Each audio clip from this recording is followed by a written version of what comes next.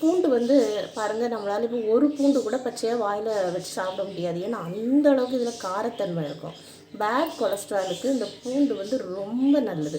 ஆனால் அது எப்படி நம்ம எடுத்துக்கணும்? டெய்லி ஒரு 10 பல்லு பூண்டு நம்ம நைட்டு சாப்பிட்டதுக்கு அப்புறம் சாப்பிட்டுட்டு படுத்தோன்னா அது ரொம்ப பேட் கொலஸ்ட்ராலுக்கு ரொம்ப நல்லது. நல்ல வந்து ரிசல்ட்டு கிடைக்கும். இது ஆனால் வந்து ஒன்றா சாப்பிட்றது கஷ்டம். அதனால் என்ன, இதை ஃப்ரை பண்ணி நம்ம சாப்பிட்டோன்னு வைங்களேன், அதோட டேஸ்ட்டு ரொம்ப நல்லாயிருக்கும். ஒரு 10 பல்லு தான் நம்ம ஈஸியாக சாப்பிட்றலாம். அதை எப்படி ஃப்ரை பண்ணுறதுன்னு பார்ப்போம். லைட்டாக ஒரு சின்ன பாத்திரம் எடுத்துகிட்டு கொஞ்சம் மீடியம் ஃப்ளேவரில் தான் வைக்கணும். கொஞ்சம் பொறுமை வேணும் ஃப்ரெண்ட்ஸ். நீங்கள் வந்து கையில் வந்து கையை வச்சு வதக்குனீங்கன்னா அது என்ன ஆகுன்னா, பூண்டு வந்து வெளியில் ஃப்ரை பண்ண மாதிரி உங்களுக்கு ஆட்டும். ஆனால் உள்ளுக்குள்ளே வந்து சரியாக வெந்திருக்காது.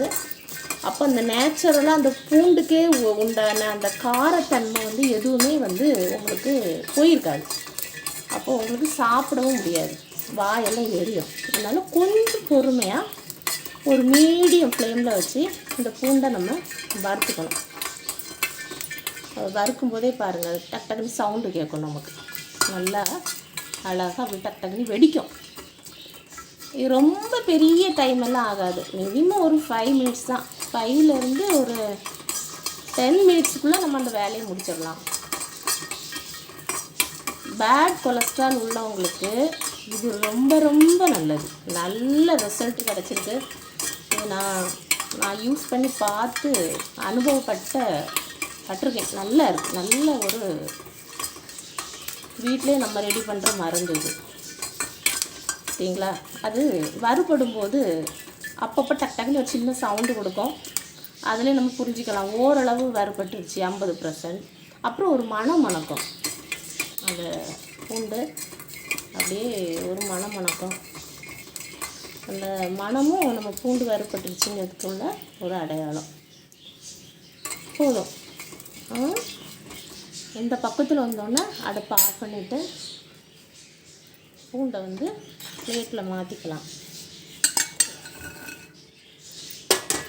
மாற்றிட்டு இது வந்து நைட்டு சாப்பிட்டு முடிச்சுட்டு ஒரு 8 o'clock போல் சாப்பிட்டீங்கன்னு வைங்க. சாப்பிட்டு முடிச்சுட்டு ஒரு 15 மினிட்ஸ் கழித்து ஒரு 10 பல்லு பூண்டு போதும். யாருக்கு பேட் கொலஸ்ட்ரால் இருக்கோ அவங்களுக்கு ஒரு 10 பல்லு கரெக்டாக கவுண்ட் பண்ணி எண்ணி கொடுங்க. ஒரு 10 பல்லு இதை உரிச்சிட்டிங்கன்னா செமையாக. இது நமக்கு என்னென்ன, இது ஒரு டேஸ்ட்டு.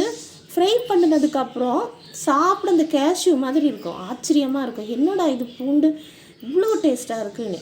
அதனால் நம்ம வந்து இது வந்து கொலஸ்ட்ரால் இருக்கிறவங்களுக்கு ஒரு 10 பல் கொடுத்துட்டு, நம்ம சும்மா நார்மலாக இருக்கிறவங்களே கையில் ஒரு ஆசைக்கு ஒரு 5 போல் கைக்குள்ளே வச்சு நீங்கள் சாப்பிடுங்க. நமக்கும் வயிற்றுக்கு நல்லது. கேஸ் ப்ராப்ளம் இருந்தாலும் அது ரிலீஸ் ஆகும். பேட் கொலஸ்ட்ரால் இருந்தாலும் நமக்கு அது ஈஸியாக நல்லபடியாக கரைஞ்சிரும். அது ரொம்ப நல்லது. இது நல்ல ரிசல்ட் கிடைக்கும். ட்ரை பண்ணி பாருங்கள். பிடிச்சிருந்தா லைக் பண்ணுங்கள். தேங்க்யூ.